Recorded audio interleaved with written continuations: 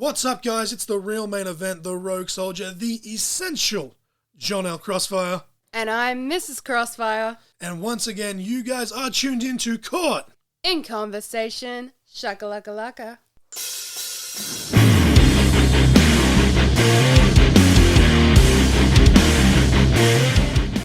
Welcome, ladies and gentlemen, to episode 117 of Caught in Conversation.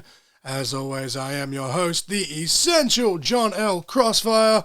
I am riding solo today. Nova Lee is in the room, but she's currently dying, and she just returned from a doctor's appointment, so she's just rugged up on the couch while I'm just chilling. But I have just wrapped up a very fun conversation, a conversation that you're about to hear, with Benny the Backrower. We are talking how he's recovering a year on. As we record this, I'm recording this intro on the Friday, the same day as the conversation. So 4 days ago, as I record this conversation, was exactly 12 months since the horrific neck injury that Benny did suffer. And obviously he's just had a mini little comeback in the SUPLEX Rumble. He dished out a few spears. He refereed the main event of SUPLEX 6th anniversary a few weeks ago. Dished out a spear in that match as well. And he also got hit with a low blow from Timothy Wilkes, and whatever Timothy's motives behind that are, we don't know. Benny himself is still trying to wrap his head around it, but Benny has been getting active, and it's awesome to see.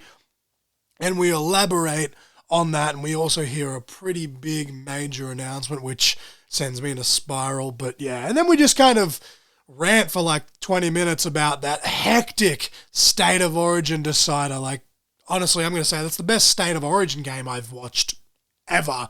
And it's probably the best football game I've watched in the last decade, easily. But yeah, it's just a very fun conversation. But before I get into it, the song of the week is Benny by Biggie D's. And of course, that is Benny the Backrower's custom theme song. I cannot wait to sing along to that the next time that I see him. I always love it. I love it, I love it, I love it.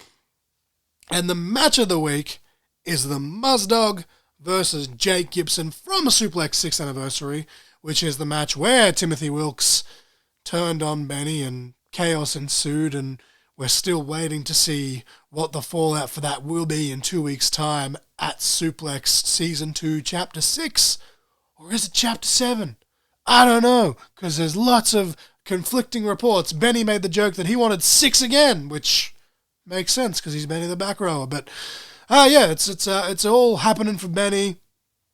He's made a slight comeback to the ring on his terms, dished out a few spears, but yeah, we're just going to listen to this and hear about how he's doing physically and most importantly how he's doing mentally, and just go on the journey with Benny the Backrower. So ladies and gentlemen, put your hands together for Benny the Backrower.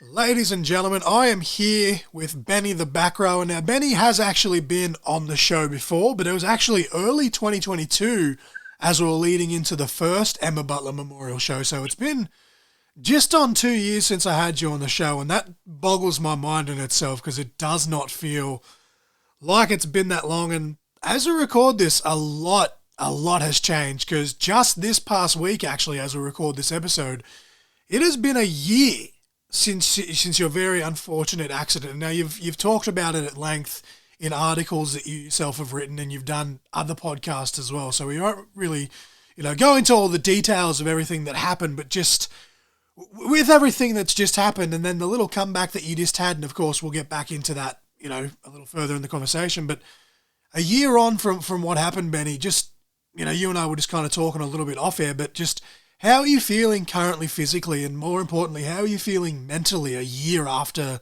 the fact? Yeah, mate, no, it's been it was very physically draining through the recovery and stuff. But we got through it, and physically I'm back to full health. So I got the medical clearance in February actually, and just been working on strengthening the neck and building the muscles around the rods and stuff, and just trying to get my neck as strong as it can be. But no, we've recovered from it very well, and I've been very fortunate with all the support and people helping me with the recovery, and making sure that everything holds up where it needs to be. So.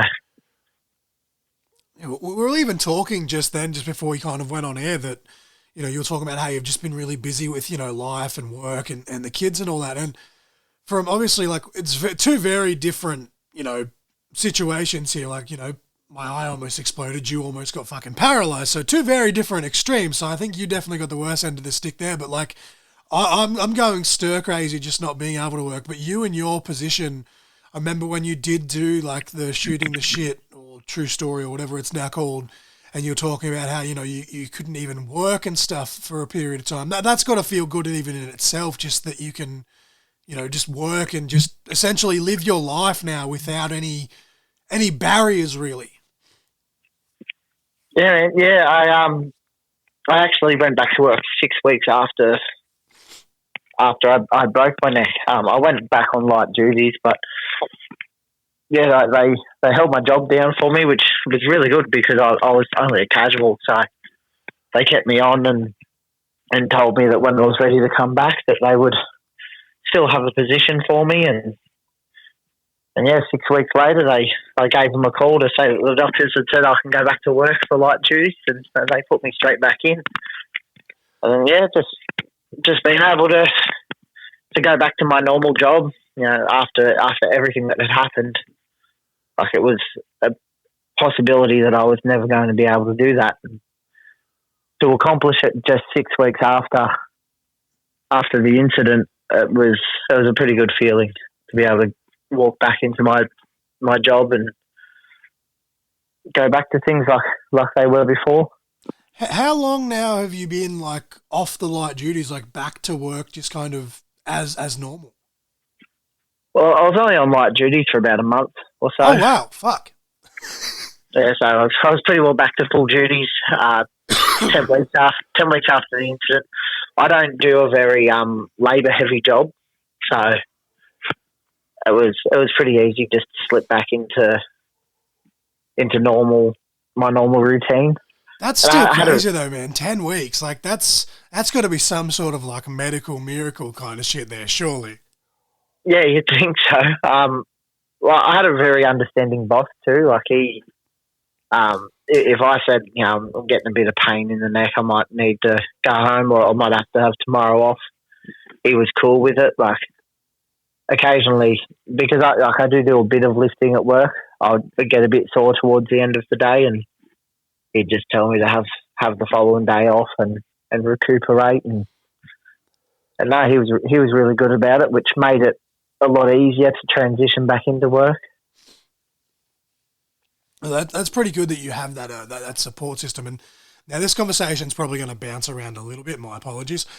But that's all right. Obviously, as I just touched on briefly, you did just recently have a minor comeback. You showed up in the Rumble and you dealt out some spears, and I got a little bit emotional myself when I saw the clip.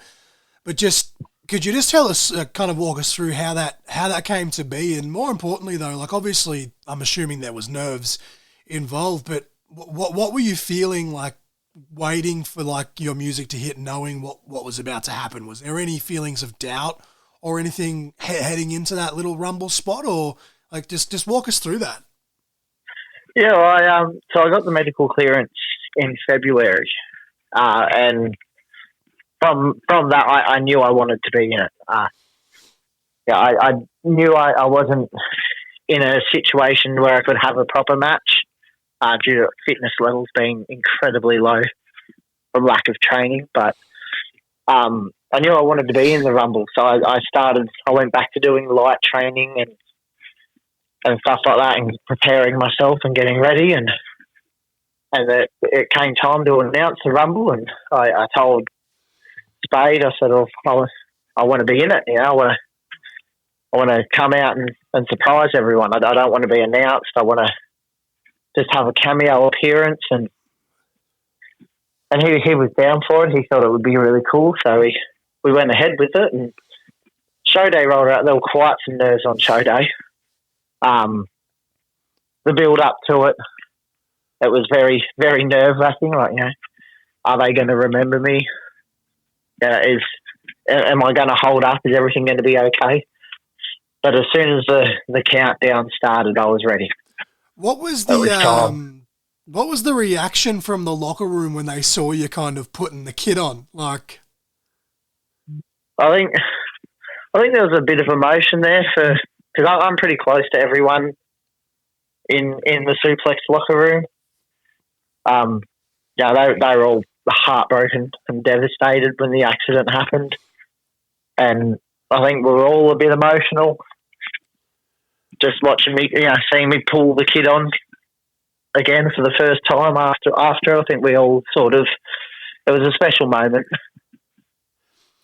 Because even with the elimination, like without pulling the curtain back, too much on the show here, but you come out, you hit a couple of spears, and it was Lido the She-Wolf who eliminated you quite safely, might I add. But like, how did that come about to say that without pulling too much that Lido was the one to take you out, sort of thing? Well, she was my carer when I broke my neck. I was actually living with the She-Wolf when I broke my neck, so she did a lot of my care stuff and looked after me and like cooked for me, cleaned for me, made sure that I was looked after. Between her and my partner, they sort of both helped me out. But yeah, so and she was just sort of the one. Like, she's one of my closest mates outside of wrestling. And then I knew I was in good hands with her. So, and not only that, like you come back, you do the little Rumble spot. You've actually just recently donned the official stripes as well, where you dished out a spear in that match as well. But how did that come about with you being the referee? Like, what was your initial reaction to that idea? Well, that was sort of I won't say it was a last minute idea, but it was sort of just thrown in there to add a bit to the story, because the show where Jake lost the belt, it was due to a wrong decision from a ref. So we thought, how could we, turn that so that, that plays into the story that the ref made the wrong call, and that we were going to do something about it because it was the wrong call. So the way we come up to it was we needed a special guest referee, and we thought, well, to continue with the story and add more layers to the story, like with Tim and stuff, that it would make sense for me to special guest referee. Well, I guess technically you are the general manager of Suplex now, so I guess with officials having issues, I guess the next logical step would be to go to someone in power. But it's just so awesome that it came so soon after the Rumble spot, and of course, as I said, you did get a little physical in that one as well. But you made a post on your personal Facebook page. I don't know how you've been with the Benny the Backrower stuff, but you did mention that it's not a full-time comeback. It's just more of you trying to end it on your term. But we were kind of just talking a little bit off air, but you did kind of hint a little bit that maybe you're not entirely done in terms of in-ring action per se. No. So I will still make the odd cameo appearance at Suplex, but my big final appearance outside of Suplex is coming up in Cowra at the Emma Butler Memorial show for ICW Central West. And I will be on commentary for that show, so that has me very, very excited. Yeah, I'm very much looking forward to it. Are you aware yet of who you're facing, or are we not at liberty to discuss that just yet? I'm not 100% sure yet, but I have a fair idea, but I'll leave that for ICW to announce. We'll be having James on the podcast soon to talk about that show, so I'll be sure to make a note to pick his brain about that. But that's awesome. So Benny the Backrower does still have at least one match left in him to end on his terms. That's what you're saying here. That's fucking awesome, man. Like that's well, that'll be the last in-ring appearance anyway. Like, I am making a return to the pit Suplex's explicit over 18 Jesus. show. Yeah. How does your partner feel about that? Like, death matches in of itself are very worrisome, let alone like the injury that you're coming back from. How does she feel about that? Yeah, she fucking hates it. especially when I throw it around opponents' names like Guido and.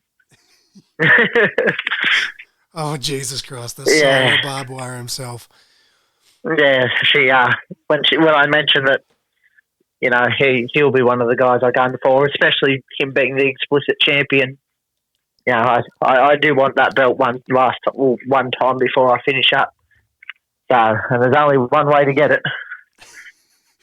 Oh, that both terrifies me and excites me at the same time. I cannot wait to see the footage if that does happen, but I'm also going to be probably watching through fingertips. I'll do whatever I have to do to get that belt. I'll rip the rods out of my neck and stab him with them if I have to. I'll get that fucking belt. That'd be one hell of a death match first.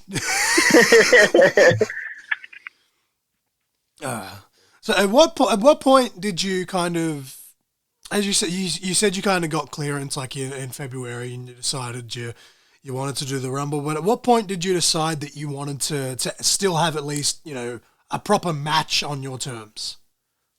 Well, because I was told, well, when it happened and I'd seen the surgeon and stuff, because I asked, what's the likelihood of me being able to do this again?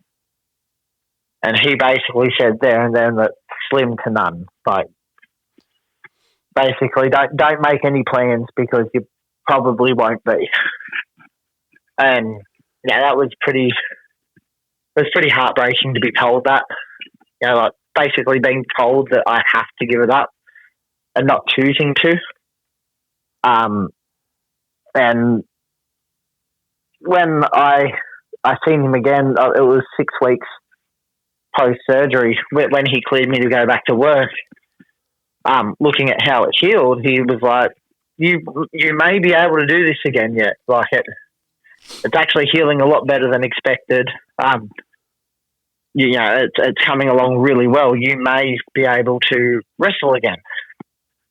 And then when I seen him in February, he said, "You've basically the chances of me re-breaking my neck are the same chances as, say, you or anyone else breaking their neck for the first time." That's how well it had healed up. That's crazy. Like, obviously, like professional wrestling, the risks are there, you know, in general. But the fact that you've had like such a horrific break, and it's healed to that extent, that you must be like fucking Wolverine or something in disguise, man. Because that's crazy. Yeah, but after I was told that, I knew that I wanted to at least come back and finish things on my own terms. Like, I can't go back to a normal career because, like, the risk being there still is too much. Like, I've got kids and a partner and stuff. Like, I need to be able to go to work, and I can't risk because, like, I dodged the bullet this time, still being able to walk and stuff like that. But I don't think I'd be so lucky second time around if it was to happen again. So No, I can't risk. absolutely. Yeah, I can't risk coming back full time, but a match here and there, and one last hurrah where I get to travel and see fans from another head. That's something I'm looking forward to, and I'm grateful to get the chance to do it. Oh, I am now very excited to be a part of that. That's freaking awesome, man. Like I've every time I do one of these podcasts, I always, you know, at the end intro, I'll talk about everything that's coming up, whether it's, you know, Suplex or ICW or ECW. But the one that I'm always hammering home for, you know, somewhat selfish reasons is the Emma Butler Memorial Show, and now that's just made me even more excited, as if I wasn't excited enough. So I cannot wait to catch up with you there. And I unfortunately missed the first one due to injury, funnily enough. Yes, that's right, because you ended up having to pull out of that. That's right, I remember now. Yeah, I had a death match with Reverend Diaz the night before and took a steel frame to the head. had a massive hematoma on the back of my head, so I had to go up to the hospital and spent 12 hours in a hospital. So I remember that actually now because Rev faced Sam Driver on that card, and he showed up himself very, very banged up from what you did to him as well. So, well, and I still have the jersey that I had for that occasion. That was to be auctioned off. Yes, because you actually wore that when you came the last time you came to Canberra because you wanted to show High Octane, and High Octane had to pull out of that show for his own reasons. It's just wrestling. How good is wrestling? But yeah, no, I still have that jersey, so I'll be bringing that with me, and we'll be auctioning it off after the match. And yes, I'm hopefully finally bringing the referee jerseys that I made for the first one as well, because they didn't arrive until like 6 months after the event because they were still having delays from COVID, and it was just like, Jesus. Yeah, no, COVID really messed a lot of people up. But no, like, excited's an understatement, man. I can't wait because like as far as I know, I'm in the commentary booth, but if everything goes well, I might be having the stripes on myself. So if I get to potentially throw it out there in the universe, potentially referee Benny the Backrower's final match outside of Suplex, I'll gladly put my hand up for that one. yeah, no, it'll be an emotional occasion because I love traveling for wrestling. Like I went everywhere. Like I was wrestling in Queensland for Nightfall Wrestling Alliance. I was wrestling in Canberra, Cowra, Sydney. I was supposed to debut in Melbourne at DMDU and AOW. Yes, because you were going to be part of the Dream Tournament that year, weren't you? Yes. Oh, yes, I was set to be a part of the Dream Tournament, but unfortunately it wasn't to be. I was very much looking forward to it. Getting to. Would that be something that you still kind of have on your card, or is that, or a full blown tournament? You're gonna rule that out? It's just too much. Well, I'll say never, because it's wrestling. Like, we know how that goes. So I may say no now, but give it a year or two, and I get past the initial fear of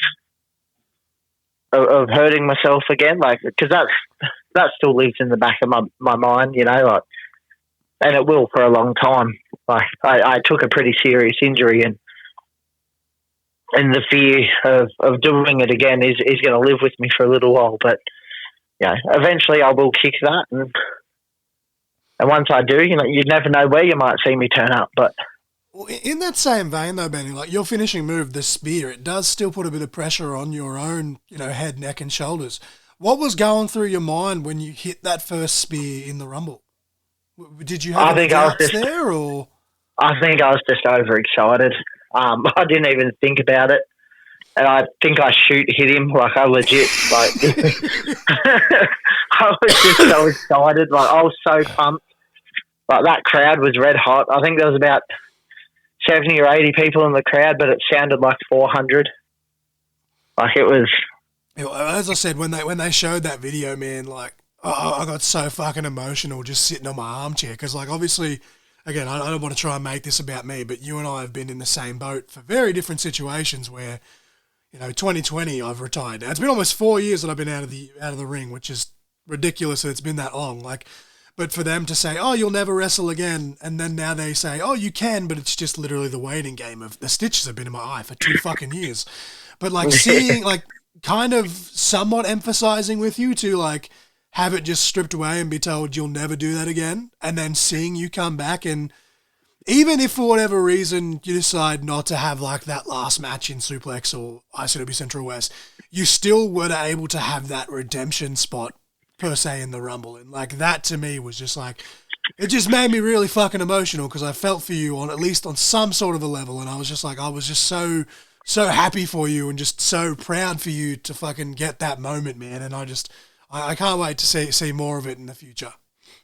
Yeah, man, it was such a cool moment because I don't think anyone was expecting it not even for the simple fact of not expecting to see me wrestle again, but to see me wrestle again so soon. Like it wasn't even a full 11 months after the injury. Like it was June 1st or June 2nd, so it was like 10 months after I broke my neck, and I was back in a wrestling ring. So yeah, the fact that it would have caught a lot of people off guard, and it was a very emotional moment too. Because like I, as I said when I shared it, I had like a hunch that you were going to be in it somehow. Just because like it's a rumble, like you could have just come in and eliminated yourself or like whatever else without actually taking a bump. But the fact that you actually come in and you hit those couple of spears and then Lido like throws you over the top, I was like, holy shit! Like I had a hunch like that you were going to be in the rumble in some fashion, but the fact that you actually got physical, it was just like. It just took it to another level, man, and I was just like, dude, I was, again, cracked record here, but it's just such an awesome moment. But again, as I said, this is going to jump all over the place, but we talked about how you were just the guest referee, and something massive that a lot of people, you talk about people not expecting Benny in the Rumble. I think people were expecting Benny in the Rumble a lot more than what I'm about to talk about, because the last Suplex show, the main event, Muzdog versus Jake Gibson, right as you're about to count the 3, you were pulled out of the ring and kicked square in the gonads by Timothy Wilkes. And now, again, obviously your first reaction is probably, that fucking hurts. But what's the initial reaction just in general? Like, what was your initial reaction when Timothy hit you with that low blow? I was very confused. I think I was hurt emotionally more than anything, because like he was there when the accident happened. Like he was my manager the night that it happened. So he was standing right by the ring. He was right by my side pretty much the whole night. Like he rode this with me more than anyone really, and he's the one that brought me back into Suplex and gave me the position that he did, and then just stabbed me in the back like that. Repercussions are coming. Because as you said, the reason you were there for the special guest referee was because you were trying to right the wrong of, the referee made an error in the previous match. You originally said, let the decision stand, but Jake did earn the right to the rematch, and you said, fine, now that he has the rematch, you'll do it the right way. And then Timothy still kind of threw out a screwy finish anyway, so... Yeah. Yeah. I did get a question sent in by the Muzdog, and he wanted to ask if there were going to be any repercussions and a possible rematch for him, but well, we'll see about the rematch. So that's you've got to get that past Tim being the CEO, but there are definitely some repercussions for Tim coming for what he decided to do. Are we going to see Benny the Backrower get physical with Tim? Well, if I can get my shot in, I'll say he's not walking around alone anymore. So, that is very true. Yes, but when I put the feelers out for questions, I actually had Timothy Wilkes, and originally I wasn't gonna ask it, but Timothy Wilkes did say, "Ask." The exact quote was, "Asks the fool if he needs another ice pack." So I think that's just kind of stoking the fire a little bit there, to be honest. But yeah, look, we'll save the ice packs for him. He'll need them more than I will. Well, there you go. There's some fighting words there from Benny the Backrower. But originally, as we record this, the next Suplex show was actually meant to be tomorrow, but the show was postponed until August 3rd. But what can you tell us about the August 3rd show that is coming up for the fans that are listening, Benny? Well, at the moment, Tim has pretty well kept me in the dark about most of it. So, but I imagine he'll have his piece to say about the incident.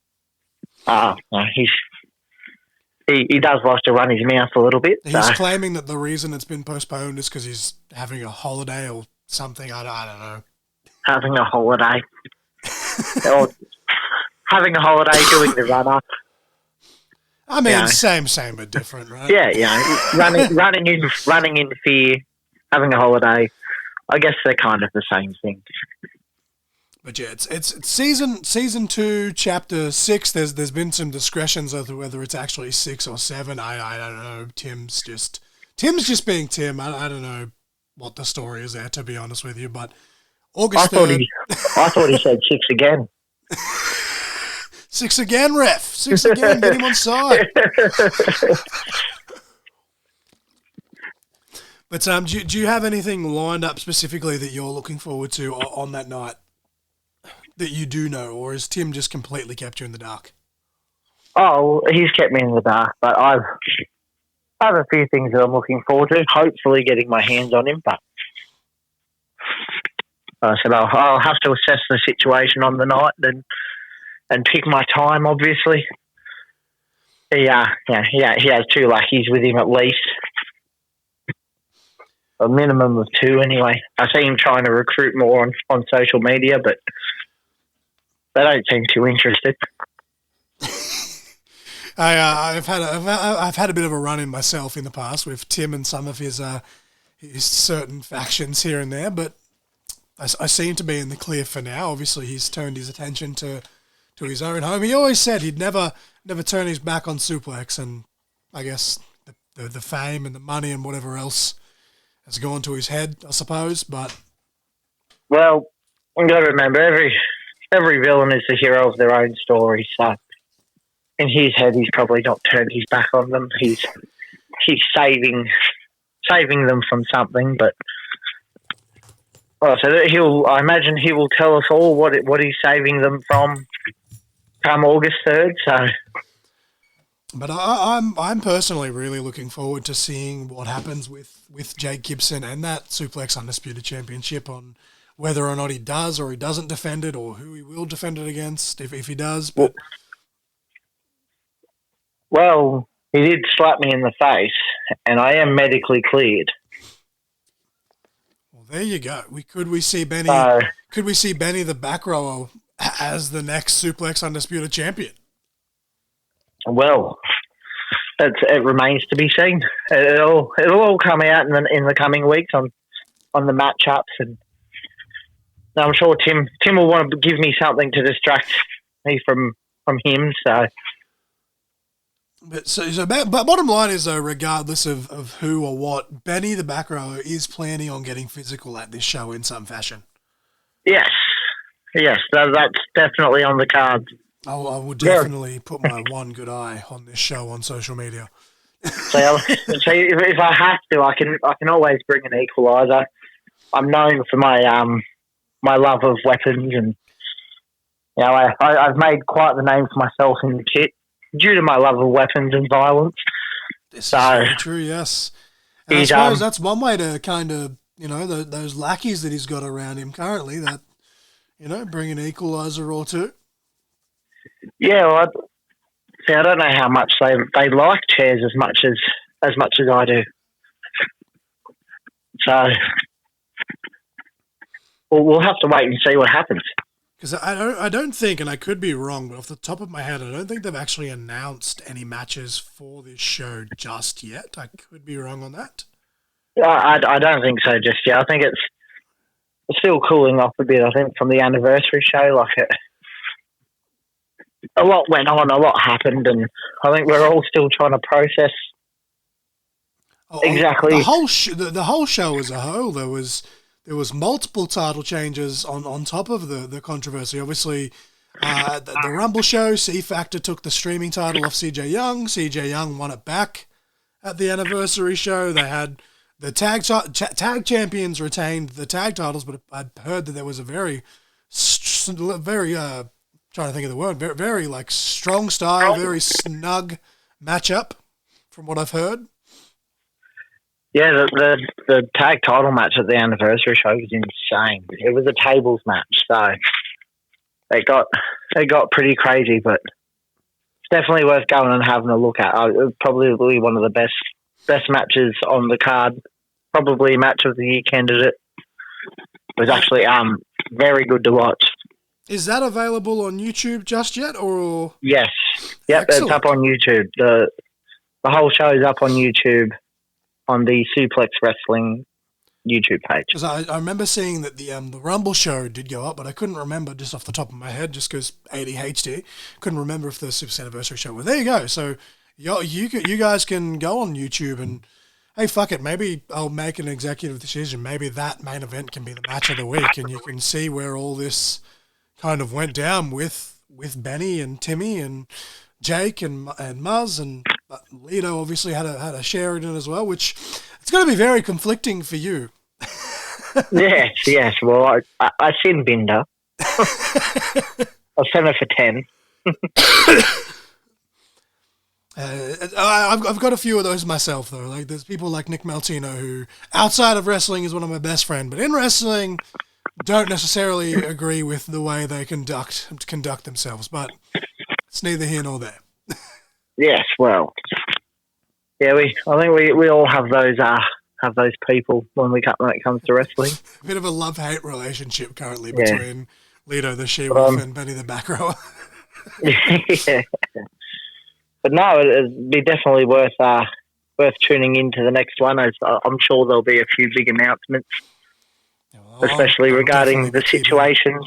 Definitely be keeping my one good eye on this situation specifically. As I said, the whole show, from what I saw in terms of the results from the anniversary show, was a banger. You were there and you're able to clarify that it was indeed a banger. But yeah, I'll put the ticket link to Season 2, Chapter 6, or possibly Chapter 7 if Timothy Wilkes is correct. I don't know.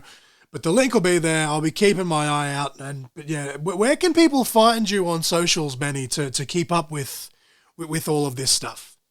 Well, on Facebook, I'm just Benny the Backrower. And Instagram is Benny the Backrower 12. That is my famous number. The number on my back, the number I entered in the Rumble. See, I didn't even know that was the number you entered. That is absolutely brilliant. I love it. Absolutely love it. Yeah, it was. That was my idea. I was like, if I'm going to go in it, I've got to go in on my number. I love it. So, absolutely love it. Number 12 had to.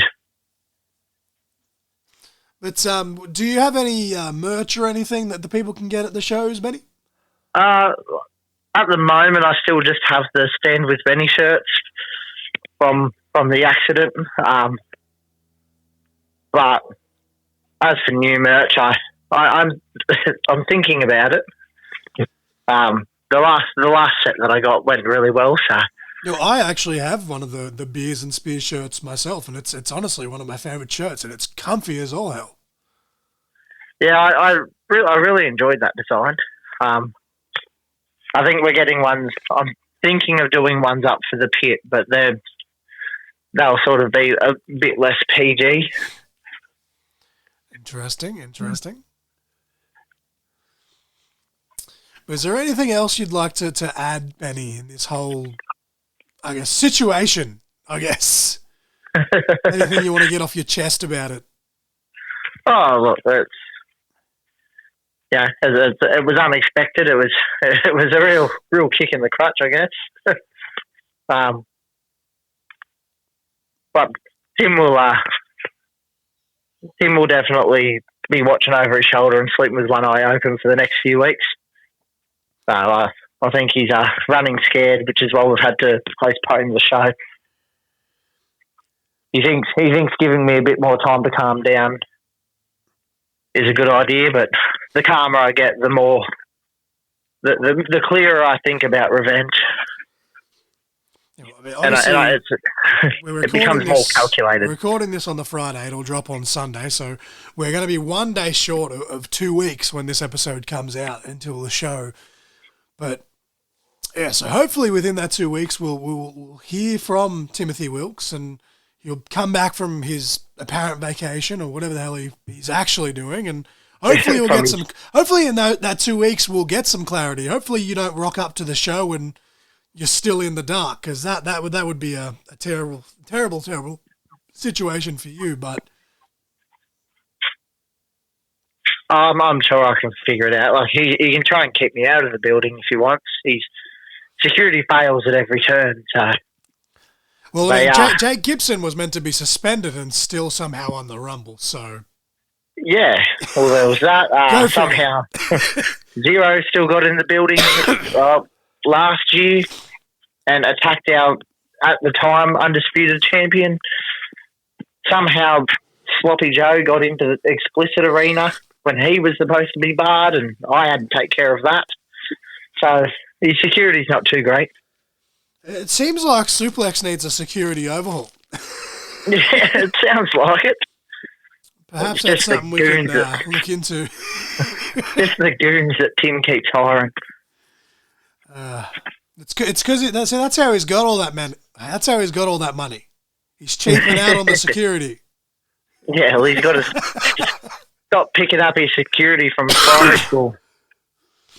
Instead of getting the security from Temu, get him from somewhere else. Yeah, I think he needs a better security company. But with you saying, Benny, the revelation that you will be wrestling in some capacity at the Emma Butler Memorial Show, is there anyone specifically that you'd like to face? Oh, there's a few names that are going to be there that interest me. Atticus Slane, I believe, is going to be there. Yes. We had a bit of a tussle at the Cara Festival there a couple of years ago. That was a lot of fun. I wouldn't mind getting back in the ring with him. I think Super Crimson Mask is going to be there. Him and I have a score to settle. Yes, the current Central West champion, actually, Crimson Mask. I think he's actually the current ICW heavyweight champion as well. He's the double champion. Yeah. Well, him and I have a bit of a score to settle with.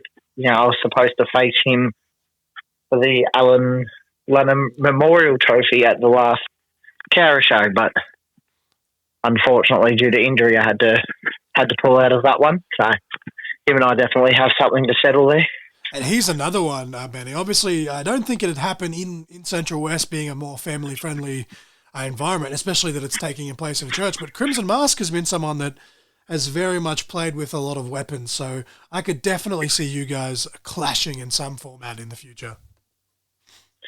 Yeah, well, I think I've got a little bit more experience there. Like, I've played with a few more things, so I might have the advantage there.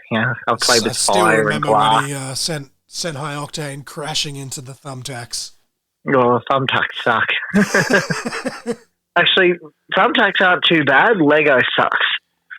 See, I did a Lego bump, and I was like, oh, it wasn't too bad. And then I woke up the next morning with just a massive bruise on my back, and I was like, oh, okay. No. Once the adrenaline worn off, I was like, fuck. The weapon I built up, the thing that I built up worse in my head than what it was fire. Oh, from Zuzu, yeah. Yeah, I built that up so much in my head, like I was shitting myself like the whole day. And then he hit me with it, and I was like, it was a bit hot, but overall not too bad. Like, I was smoking, but I was pleasantly surprised by how okay it was. Like, it wasn't, I wasn't rolling around literally on fire with my jersey melting to me, so that was definitely a plus. I think that's just a testament to Zuzu knowing what he's doing, though, as well, without pulling the curtain back too much. Zuzu, knows what he's doing with the fire, and I guess took care of you as much as you can with fire, with fire. Which sounds funny to say, but within a wrestling context, it makes sense. But yeah, oh man, he's an incredible worker. I had a lot of fun with him when we wrestled in the pit. I'm really hoping that he does eventually make a return to the ring, because I've been telling Zuzu for years that he's on my bucket list for myself to eventually wrestle. So hopefully, definitely ain't doing no deathmatch stuff. That's 5 years ago I would have, but again, with all the health issues and stuff that I've had, I'm just like, I just want to wrestle. I'm not gonna do anything too stupid, because otherwise my wife will kill me. It's hard. It's harder with the weight too. Like I've put on a lot of weight since the injury. I was like 85, between 85 and 90 kilos. So I'm now like 110. And like I've noticed like things hurt more. Like, because you've got all that weight coming down as well. Like, if you take a bump, you feel it so much more when you've got a bit more weight on. Actually, you know what? That I fucking 100% agree with that, because towards the tail end of my career, whatever the fuck you want to call it, just, you know, off the back of losing my dad, I put on a lot of weight just because I was comfort eating and drinking alcohol like a sumbitch. And I will say that, like, those last couple of matches that I had was like, fuck, man, like, you really... And like that's with the camber ring, which is soft as hell, but just that extra bit of weight, yeah, that's 100%. I'm with you on that. Yeah, no, I definitely feel it more now. So hopefully the goal is to try and be back down to that 85 to 90 by the time we head to Cowra. So we're about, what are we, 2-3 months away? Yeah, it's reachable. So. About 15 kilos or so. No, it's definitely reachable. Like I'm looking into the fasting diet and might have to hit up the Muzdog and get some inspiration from him. Yeah, well, he's done very well for himself. Such a transformation from the man that I met 5 years ago to what he is now. Like he's in unbelievable shape now. It's awesome to see, and like as I said, I've told him this as well, but I'll say it again. He's inspired me a lot as well, because obviously I can't do proper like workouts and stuff because I could pop a stitch in my eye, but I've been trying to just get my cardio in and get my leg workouts in and just do something, and I've lost. I think I'm at 25 kilos now that I've lost over the last 6 months, and as I said, I said to Muzdog when we were talking to him or here on the podcast, and I've said it to him elsewhere, that he was a really, like, I'm not doing the fasting and stuff. I might look into it, I might not, but just doing more exercise and drinking more water and stuff, which sounds so silly because it's such a basic thing. But even just those little things came from seeing the progress that he was making, and it genuinely inspired me to kind of pull the finger out and be like, dude, stop feeling fucking sorry for yourself. Just, Yeah, well, that's see, losing weight's like 80% diet, 20% exercise. So if you're eating right, you will drop weight off. And a lot of it is portion sizing too. Like that's my biggest problem is like I have very large portions. That's always been my issue, and it's just like yeah.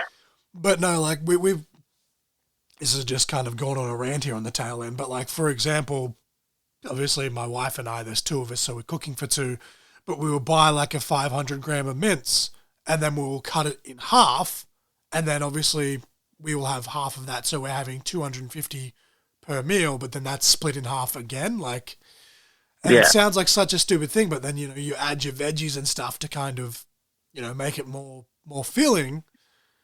But I think it's just the generational thing. We were all in that generation where we were all just brought up with just massive fucking plates, and it was let's be honest, our generation was the fucking eat it, and if you don't eat it all, you're gonna smack in the back of the head for not eating what was on your plate, sort of thing. But yeah, that was definitely our generation. Like, don't you fucking waste it. It's like, no. Whereas now it's like, look, if I don't finish it, I'll just have it for lunch, or I'll have the leftovers for dinner tomorrow. But no, portion sizes is 100%. Like I'm a massive binge eater. Yeah, I'm bad for it. I can't help myself. Love food, and especially and I know you're very much like me. Like you're a massive fucking footy fan. Like you're sitting there and you're watching your footy, so you're like, oh fuck, I'm watching my footy, so I've got to crack open my bag of chips, and then 5 minutes into the first half, I've eaten the whole bag, and I'm like, well, fuck, that was meant to last me. I was going to say, speaking of the footy, did you catch the game on Wednesday night? I was actually going to bring that up to you. Because I always, as you know from the last time, I always end the conversation with like a non-wrestling question just to kind of, throw in a little fun fact. Yeah. Now, I could just Google it to see if it's statistically, happened. But have you ever seen someone get sin binned from off the bench before? Well, funnily enough, by rights, he should have been sent off. If you run in from the bench, it's an automatic send-off. That's the rule. So I disagreed with that. Like, my thing was that, man, it's state of origin. Like, neither player should have been binned. No punches were thrown. The ref should have called out both captains, given them the final warning of, if this happens again, players are going to be sitting down. Play it on. Let them go. The funniest thing for me, though, I was like, if you were going to sin bin someone, shouldn't have it just been Daly and Jerome because they started it? Just been like, look, both of you just fuck off. It's 12 on 12. Let's go. Like, no, see, rugby league has some silly rules. So because those two players didn't throw a punch, they're in the clear. But the bloke from Queensland that was third man in has to go because he was third man in. He ran in. Shoulder charge. But, it's so silly. Like, if you were going to do it, why not just be like, look, you two started this because, they were face palming each other and da-da-da. Like, if you're going to do it, you just go, look, both of you fuck off. Get on with the game. It's 12 on 12 for 10 minutes. Like, and then Olakau'atu, who wasn't even playing, runs in his suit. And I didn't even see that because I was too busy spazzing out by, the fact that old mate was sin binned off the bench. But Olakau'atu got fined and he's banned for 2 or 3 games and because he wasn't even he's in his suit jumps in on the fucking that's so stupid too. Now he's stuffed things up for Manly because he got involved when he wasn't even playing. Dude, think about the club that pays you. I did have to laugh a little bit though, because I know that when it comes to Origin, you're a Queensland supporter as well. But I'm a Blue supporter. It's fine. Whatever, support who you want. But the best part I saw was literally just this morning. They were showing. I was just scrolling through Instagram, and some of the highlights from the press conferences were coming up, and they had Cherry Evans saying how this person should have been sent off and that person should have been sent off for it as well, and it's a bit disheartening that they got away with it. And I'm like, mate, you literally started it. I don't like Luai one bit, but fucking he full monkey pawed Luai. But he's like, no, this person should have been sent off and that person should have been sent off. And I was like, what? Oh man, it was, apart from my little discretion there where I don't think either player should have went, it was an absolutely perfect game. Even getting beat, I went to bed going, that was fucking amazing. I said the same to my wife. I was like, if the score had been reversed and Queensland had taken over another series, I still would have been a cracker game. Because the hits in general with those tackles from the very first tackle, it was this is fucking Origin. It was... it was... We won't see another game like that for 10, 20 years. Because Origin hasn't been Origin for so long, and for some... I don't know what it was, but just Decider up in Suncorp, the atmosphere... It was just insane, man. Well, Queensland showed up. New South Wales showed up with the same intensity that they came with in game 2. But Queensland stepped up and went, we're not playing like that again. We're performing this time, and we're not going to let you make an idiot of us in front of our home crowd. And to their credit, they didn't. They played out of their skins. They just couldn't keep up in the end. It was disappointing to lose it, but at the same time, to watch a game that damn good, that was one of the best games of football I've ever seen.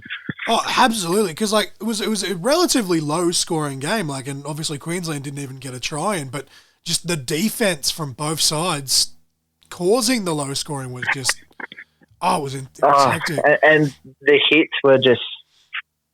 You could hear them, man. You just hear the meat on meat, and it was just fucking hell. It just reminded me. From the opening whistle. Because obviously, I was born in '94, so I'm not old enough to have witnessed the '80s game. But you see the highlight packages and stuff, and you just it just reminded you of those clips that you see from those days with those hits, man. It was Oh, it was so good. Oh, it was brilliant. It's the first game that I've just been able to sit there and like intensively watch it from start to finish. Like a lot of games now, I either turn off at halftime or I turn it on at halftime because like I'm turning it on just to see how it goes. Or if I'm turning it on at halftime, I'm just turning it on to see who's winning. Yeah, because footy just hasn't been footy for the last 5-6 years. So, like, I'm the type of person where just about almost every game of a week, it doesn't matter who's playing, I'll have it on the TV just kind of as background noise, but I'm still very much the same. Like, I'll go cook dinner or I'll go, like, do the dishes or something, and I'm just, it's just there. But, like, we put Origin on this past week, man, and I was just like, I was just glued to the TV. And even like, the mid-match interviews, like the halftime interviews, all the discussions and everything that they were having about what was going on was so just heated. And I was just I'm here for this. Like, it was a genuine hate towards each other. Like, they wanted to build each other. And, yeah, it happened. But, like, they were getting each other and they were getting each other good. Like, it was... I've got a mate in Queensland. Well, I've got a couple of mates in Queensland, and they've both been on the show. But one of them, Samuel, he writes for PW Down Under. He messaged me before game 2, and then he did it again before game 3. He's like, "So what's the protocol here?" He's like, "Do we just like block each other until the end of the game or something?" Like, and straight after the game, he's like, "Fuck you, good game, but fuck you." Yeah, well, my only dispute with the game was like those sin bins. Like I said, I just don't think they should have been sin bins. Yeah, I don't think they should have been in at all. But as I said, like if they were going to sin bin someone, I feel like it should have just been like, look, they didn't actually throw punches, but they were monkey pawing each other. They were basically bitch slapping each other. Like just throw Daly and Jerome off for 10 minutes. Say it's 12 on 12. That's the funny thing. Like you can't throw a punch. But you can palm someone in the face, which has been proven to have more force behind it than a punch. Because, like, when Daly first came in, he literally, like, he was, like, in the air. He left his feet. He, like, fucking threw, like, a forearm almost at him with, like... Well, they were going for each other. Like, Luai wasn't going for the ball. And they just kind of fucking... Neither of them had eyes for the ball. They seen each other and it was on. But the fact that the penalty went to New South Wales, I didn't agree with, but I wasn't upset with it either. Like, yeah, as you said, the third man running in, just fucking it all up. But it should. I think even if you were going to blow the penalty, just blow the penalty and get on with it. Like, yeah, I would have been happy with that. Like, I didn't agree with the penalty, but I would have been happy if they just blew the penalty and played on. Unlike game 2, where there was a sin bin for patting someone on the head, which head. is like, look, I get it, like it's a dick move, but like it's football, it's Origin, like it's fine. Like if you're that pissed off about him fucking rubbing your head, get up and tackle him, like play harder, like. But no, it was a fucking cracker game, man. As I said, I actually made a mental note to ask you how you felt about the sin bin off the bench. Like I said, in an NRL game, that's a send off. But I would have been happy if they didn't do either. But even the post-match interview, and like I'm not just saying this because I'm a Blues fan, but Cam Murray himself said, if you look at the numbers there in that brawl, there was at least twice the amount of Queensland players there, so he was just like, fuck it. Like, he's sticking up for his mates sort of thing. And at the same time, you're like, you kind of get it, right? Like, I get his motivation, but the rules are the rules. Yeah. Like I probably in that situation, being a player who has played before, I probably would have done the same thing and just copped the send off.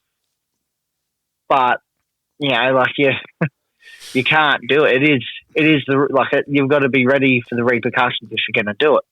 Yeah, I only played local league football, so me getting sent off didn't really. It wasn't going to change the world or anything. Yeah, absolutely. So local footy, if you get sent off, they usually cheer you off anyway. They love it, the crowd at local games. It was good, though, that for the most part, and I hate saying this because I can't stand him, but Ashley Klein was fairly lenient in that game. Like, the penalty count was still very much in New South Wales' favour, but there was a lot of stuff there where you're like, you kind of looked at it and you're like, okay, you know, 6 again. Like, the amount of 6 agains that could have been given away as penalties in a regular game, but the referee was just like, nah, just fuck the penalty, just 6 again because it's Origin. Like, it was like, we need more of that, man. Like, need more of that, especially in Origin. Yeah, actually, there was. I can't even remember the exact moment it was, but there was a penalty given where I was like, that should have just been 6 again. Oh, a Queensland player held a New South Wales player down a little bit long, and instead of just giving a 6 again, he penalised it. Because even the commentary team was like, "Oh, that'll be 6 again." Yes. Yeah. But I think by that point it was like they'd kind of gotten away with enough that he was just like, look, just fucking. Yeah, it's like some of the Queensland fans now coming out to try and blame the refs. It's like, it wasn't the ref's fault. The ref didn't drop the ball. The ref didn't let Luai through. The ref didn't let Bradman Best over the try line. That's always like the go-to for any football team. Like, I'm a Parramatta fan, right? So fucking I've experienced a lot of disappointment in my life. But just last week, the Dragons Broncos game, there was a try. And the end of the game, there was 1 try difference with the Dragons winning. One of the tries, the Dragons player, like, his own arm was under the ball. And the video ref went, oh, nah, it's grounded enough, and they've allowed it. And you can sit there and you can be like, oh, well, the fucking ref allowed that 1 try, and that 1 try was the difference, and it sucks, but the referee didn't get them over the try line the 4 other times. Like, yeah. Like, you hate to see it, like, obviously, but the amount of times that the moment a game ends, regardless of who it is, where the opposing side goes, the refs won you the game. It's just like, no, like. Well, that's the problem with a lot of teams. Like, it happens in all the way from local league all the way to the NRL. As soon as teams start blaming the ref, they lose every week. Because instead of taking accountability for where you went wrong, you're just blaming someone else. So you're not working on what you should be, because you're not taking accountability for it. So you're not fixing the errors that are happening. So they just keep happening. I made this comment also, I think, probably about 2 years ago now, but I think you actually, it was on my personal Facebook, I think you actually reacted to it. I know Spade and a few others did. But I pointed out the irony of, like, there's always the people, like, they're called, you know, whatever team they support, they're referred to as one-eyed supporters. And I was like, the irony in the fact that I have one eye and I'm actually calling my team out for their bullshit. Yeah, compared to, like, everyone, like, because, like, as I said, like, I'm a Parramatta fan. I'm a Gutho fan through and through. I love him. But there's been so many times, especially in recent times, where he's just had brain snaps and he's just been an absolute dickhead to the referee. And even me as a fan, rather than, like, going, like, I could sit there and be like, oh, the ref's been, like, no, like, Gutho's being a fucking idiot. Like, stop telling off the ref and stop breaking the rules and playing the game. Like, yeah, I always laugh when captains start giving it to the ref, because it's like, you're not achieving anything. Like, the refs made their decision that they're going to go with it, and you're just giving them the shit. So they're going to start looking for things that you're doing wrong. So, like, because it's human nature. If someone's pissing you off, you're going to start looking for things that they're doing wrong that's going to piss you off even more, so that you have a reason to be angry with them. It's human nature. So as soon as you start going off at a ref and they go, right, you know, you're giving me the shits now, they're going to start looking for things that you're doing wrong to penalise you. And, yeah, it happens every week. but even, like, without going on too much of a rant before we, you know, wind it down here, but we can't have a Benny the Backrower pod without talking footy. Even Origin Game 1, like, again, as a Blue fan, that Suoliti shoulder charge. I don't think it should have been a send-off per se, but it was definitely a sin bin from the get-go without Walsh slipping or not. I had so many New South Wales fans, like, coming at me going, you must be a fucking Queenslander, da-da-da-da, all because I agreed with it. They're like, Walsh slipped over, and I'm like, brother, that dude left his feet like the Ultimate Warrior with that flying shoulder. Like, that was intentional as fuck. Yeah. But people just going, you're a one-eyed Queensland supporter. And I was just like, actually, I'm a New South Wales supporter. Oh, the one thing that made me laugh about that was Billy Slater coming out and saying how sickening it was. And then you watch replays of when he used to play and he used to kick plays in the head. Like he literally done the exact same thing to Brett Stewart in the 2007 Grand Final. The exact same thing that happened to Reece Walsh. He was on the other end of it in 2007 against Brett Stewart. You watch that Walsh tackle and it's like the fact that he did slip definitely made the impact worse. But you were like, that's my point though. Like people like, I feel like and this is why this game was, I'm probably going to watch fucking footy this week and be disappointed because it's not going to live up to the atmosphere that we just witnessed. But like just letting football be football, I think, and just calling it as it actually is rather than like all the bullshit. Like, but no, I fucking, I'm with you on that. It's probably the best game of footy that I've seen. Yeah, I don't know ever, but like definitely in the last decade for sure. Yeah, for competitiveness, that was definitely my favourite game that I've ever watched. I do have the little bragging rights though, because my wife, who's just entered the room, she's actually a Broncos supporter, so she supports Queensland. She supports Queensland just because most of the fucking team is Broncos players anyway, right? So she's like, fucking go Maroons. But like even she was like, she was a little bit disappointed that there wasn't more tries scored. But then we looked at it and we're like, at the same time with the defense and just the atmosphere, it felt like Origin. It felt like footy, as we've said. Just awesome. If there was a game that I wish that I actually went to, it was that one. That's definitely like I've never been to an Origin game, and that's I've bucket been to list two. for me, and especially like that where it was a fucking decider. Like, goddamn. I've been actually. I was lucky enough to witness Jonathan Thurston's last ever State of Origin. Oh wow! And that was 2017 when he kicked the winning goal for Queensland from the sideline. That's pretty awesome, honestly. That's pretty awesome. Yeah, that was.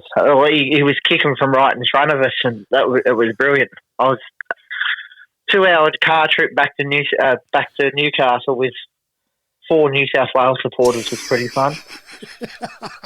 I can imagine. My last NRL game was actually earlier this year, where it was the Parramatta Raiders game where we got absolutely destroyed in Canberra. So again, that was a fun ride home, but at least we were all Parramatta supporters in the car. My wife was in the car, but she was supporting Parramatta for me at that game, and that was actually her first NRL game ever in person. Oh, there you go.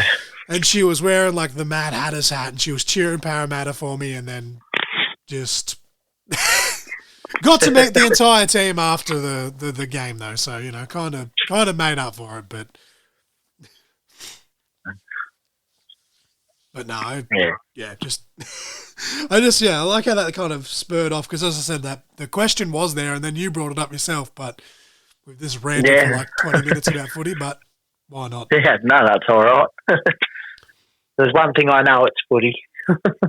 I get really excited because I went, probably like 6 or 7 years without watching a single game on television. Like, just because like it just got to the point where I was just like, all of the politics that have, and it's somewhat gotten better a little bit, but it's kind of, then it seems like it's starting to go back, but just all the politics and like all the controversy, and a lot of the time announcers I find, like, I guess, you know, they've got to be entertaining, but a lot of the time the commentators, I feel, try and look for problems. And I'm just like, dude, like, just call the fucking game. Like, can we just have footy? Like, yeah, that's it. Like, some of them are, and it's not been the same since Rabs left either. Like he was like the best commentator ever. If you had to make a prediction to wind this down, who do you see taking out the premiership this year? You know, if they keep playing decent footy, I think the Bulldogs could be a dark horse. Dude, I was legit saying the same fucking thing. And it's I don't know if you've seen the thing, but it's like the Bulldogs grand final history. Yeah, I have. And the thing is, like, this year, they have flown under the radar big time. Like, I think it was last week, I looked at the ladder and was like, holy shit, the Bulldogs are in fifth. I was like, when? How? Well, even the Dragons have kind of snuck up, and I was like, how the fuck did that happen? Yeah, but like when you actually watch the Bulldogs, they are actually playing good footy. Like, it's a completely different Bulldogs outfit compared to the last, 4 or 5 years. It's like obviously today's Friday, so I don't even know what round it is this week. But obviously today is the kickoff for this round. But as the ladder stands currently, obviously you're a Manly fan. You guys are sitting at 7th. But if I was to look at just the current top 8 as of this week, as a fan, I honestly thought the Dolphins were going to make finals last year in their first year, and they had that really hot start.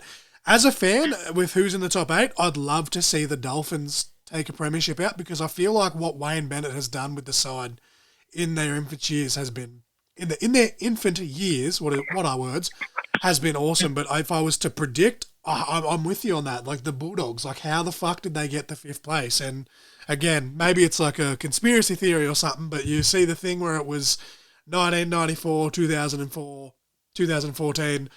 Now we're in 2024. It's like, and it has been win-loss, win-loss. So they lost. They won in 2004. They lost in 2014. So they're set for a win too. They lost 94, won 2004, lost 2014. So this could be the year that they do it.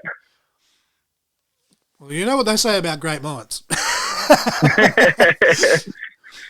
But I think we've covered just about everything. But there's a massive revelation amongst that, and as I said, like crack record. But going back to what you said, cannot wait to see you in action in Cower at Western Warfare. Or sorry, it's not called Western Warfare anymore. It's just called Emma Butler Memorial Show.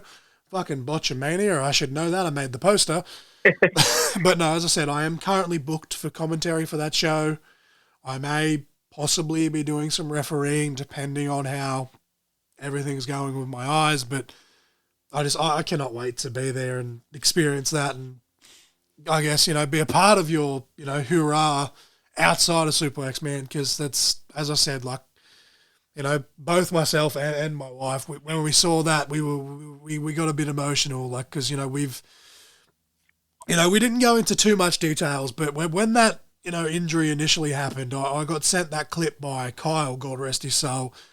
Yeah. And I shit you not, man, I watched that clip about 100 times that night, trying to work out how and why the fuck that went wrong. And the more I watched it, the more I got mad at other people involved in the situation, and that's neither here nor there. But, yeah, man. But, seeing how far you've come now and where you are now, and the fact that you've said that although it's not full time, but you will still be wrestling here and there on your own terms, that's fucking awesome, bro. That's fucking awesome. Honestly. Yeah, man. It's to be where I am now, like, a year later, like it's almost a dream, really. Like, when you get told that, it's over,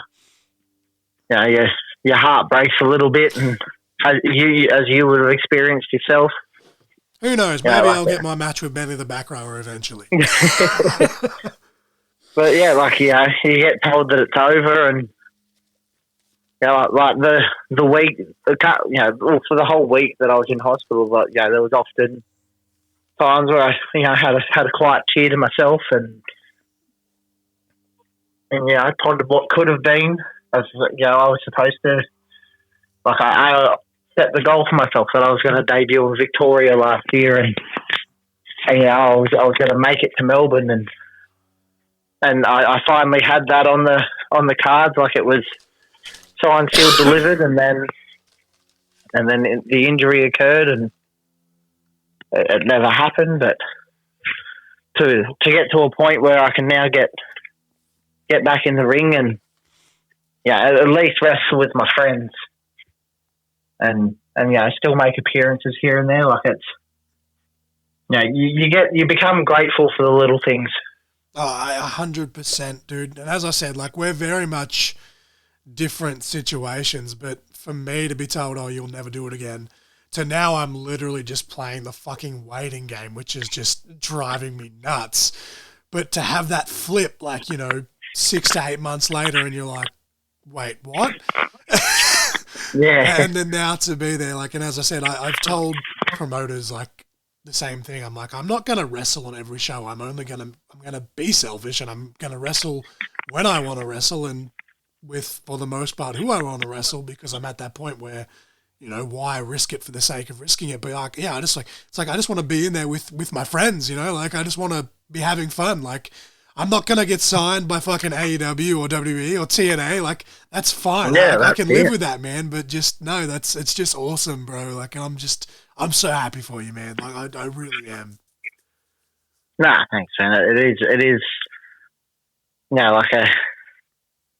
it's a big shock to the system to get the chance to step back out in front of a crowd again, especially thinking that, it was never going to happen.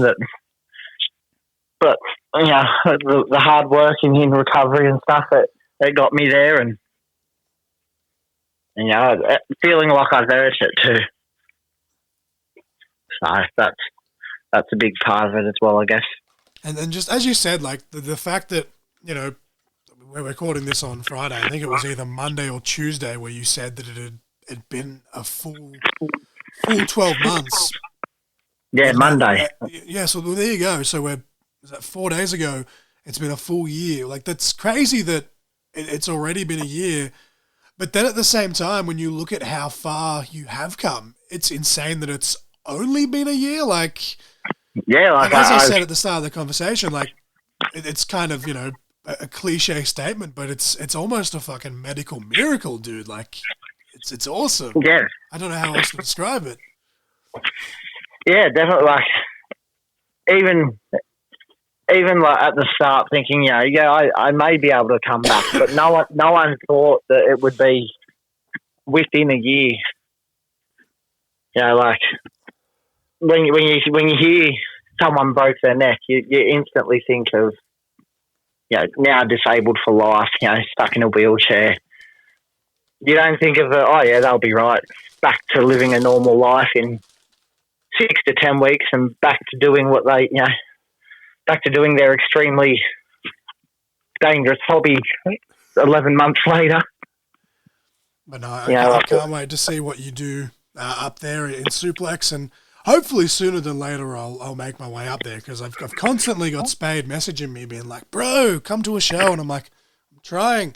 It's a fair trip from Wagga. Yeah, whether it's Cowra or Canberra or wherever else, I hope to see you in my neck of the woods in some form or fashion sooner than later. But well, Cowra is definitely locked in, so I will definitely see you there. To catching up with you and possibly having an adult beverage or two at some point as well.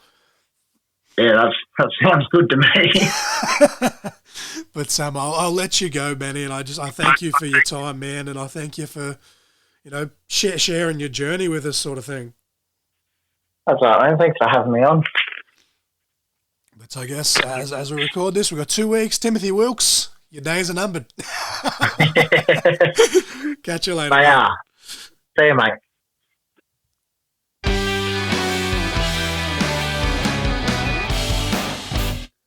All right, ladies and gentlemen, that was Benny the Backrower. After I finished that intro, Mrs. Crossfire, Miss Nova Lee, was roasting me, saying that she could have done better, but she didn't. She just sat there like a stunned mallet on the couch in her blankie. You didn't even let me even join in. There we are. There's the Nova Lee appearance for the pod. But I almost blew my spot when I was doing the Song of the Week. I was recapping the Song of the Week. I almost blew the announcement.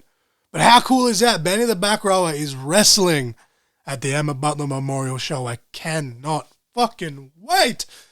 I'm trying to mind my language on this and make it a more professional production, but man, I'm so hyped for that. I'm so happy for Benny, and I It's going to be awesome. Gonna be awesome. But coming up, 2 weeks' time, or 1 week and 6 days on the day that this drops, August 3rd, Suplex Chapter 6, or Chapter 7, I don't know, Benny said 6 again, but it's Suplex Season 2, Chapter 6, that's what the poster says, that's what the event page says, will be happening. It'll be interesting to see the fallout from Timothy Wilkes turning on Benny the Backrower. The link to that event will be in the description. August 17th, ICW Canberra and Masked Wrestlers League will combine. They will smash together for Saturday Night Smash. The link for tickets to that will also be in the description. And of course, October 26th, the show that we talked about at length on this one, Emma Butler Memorial Show. The link will be in the description. And November 23rd, we have ECW 3. ECW presents A Hard Day's Fight. The link will also be in the description. And while we're talking about links in the description, you can find my link tree, which contains all of my socials for Crossfire, plus the Court and Conversation pages for Facebook and Instagram and my TikTok and my graphics page and my pro wrestling tees and my Amazon wishlist, and there's a GoFundMe, and even though she's not on this episode officially, Miss Nova Lees will be there too, and you can follow her on Instagram and TikTok and Twitter. I refuse to call it X. Just don't be a creep. I'll slap you. Anyway, the song of the week. I slap you, silly. The song of the week was Benny by Biggie D's. Of course, Benny the Backrower's custom theme song. I'm not a very big rap hip-hop guy, but really enjoy this song. It's a really big guilty pleasure of mine. And the fact that it's actually on the Instagram music thing popped me, by the way, when I posted the questions for Benny on the socials. And the match of the week was the Muzdog versus Jake Gibson, both former guests here on Court in Conversation, by the way. So go back and listen to those if you haven't. But yeah, see the fallout of Timothy turning on Benny and Jake winning the title back after being suspended and yada, yada, yada. There's that phrase again. But yeah, check it out. Check out all the links. And just anything you want to add before we wrap this up, because that's under an hour and a half. And I think considering the amount of ranting that Benny and I did about the football at the tail end of that, I think I've done really good. Usually the whole point of it is Miss Crossfire, Miss Nova Lee, she got to reel me back in, but I think I've actually done a pretty good job. But anything you want to add in the background, even though you don't have a microphone, but you can project. It's footy related. Okay. Adam Reynolds is back, baby! Yes, and I tipped the fucking Knights too, but no, I'm still going to be cheering. Still going to be cheering for the Broncos, but I have tipped the Knights, I think. It's going to be a really close game, that one, I think, though. Especially off the back of Origin, which we just discussed at length with Benny. Coming for you, Joel Southgate. Well, another former guest of the podcast. Go back and listen to that show. See, that's why Miss Nova Lee's here. She's. I'm a thinker. But yeah, no, I great time talking to Benny. Yeah, it was just really awesome. And as I said, I'm not trying to put myself over, because obviously it's a much different situation. His was a lot more severe. My eyeball almost exploded. His entire neck fucking exploded. Obviously, his is a lot more severe than mine, but, from someone that was told that they'll never be able to wrestle again, and to now just playing the waiting game, melts my black heart, turn this heart of stone into a bleeding heart. That was really poetic. I'm pretty proud of that. I don't even know where that came from. But no, it was just, it's awesome, man. And I can't express that enough. If you were playing a drinking game, you'd probably be drunk if you took a shot every time I said that's awesome throughout the entire conversation, but I don't know how else to describe it. But yeah, just awesome for Benny. Very happy for him. I don't think there's anything else I need to add. You guys, I am the Essential John L. Crossfire. As I said, Nova Lee is here, but she's just hopefully we can catch you next time, Benny. Bloody missed you again, mate. Yes. The WSW review is coming, but again, as you'll hear, like wasn't dying as much as we were with the Markapalooza episode last week, but I did still cough and sneeze a few times through Benny's conversation. So, but no, we are getting better. Hopefully, obviously, as we record this is dropping on Sunday. On Tuesday, I'm actually heading back to Sydney, and there will most likely be a vlog. I'm trying not to get my hopes up because they promised me last time, but they have promised me that the stitches will be finally coming out of my eye. So stay tuned for health updates on that for those playing at home. But yeah, no, hopefully while we're in Sydney, we might get a chance to record a pod in the hotel, possibly, who knows. But no, I want to say hopefully next week we'll get that WSW review out, but we're also on Sunday, TNA, or actually the day this drops, we'll be watching TNA Slammiversary, and Miss Nova Lee, I believe you're going to be joining me for a review of that. I believe so, yeah. If life doesn't get in the way and you have to run more errands while it's on. But yes, I will be doing a TNA Slammiversary review because I'm loving this TNA NXT crossover, and current TNA Knockouts champion Jordan Grace did just this morning tease that because it's live and because it's on pay-per-view, there is going to be massive surprises with NXT and TNA. So hopefully that's just not just clickbait to get people to to purchase the show, but I'm very excited for the show regardless. But yeah, thank you to Benny for coming on. Hopefully next time Miss Nova Lee can join. But yeah, I'm the Central John L. Crossfire. You guys were just caught in conversation. Shaka laka laka. Nailed it. Absolutely nailed it.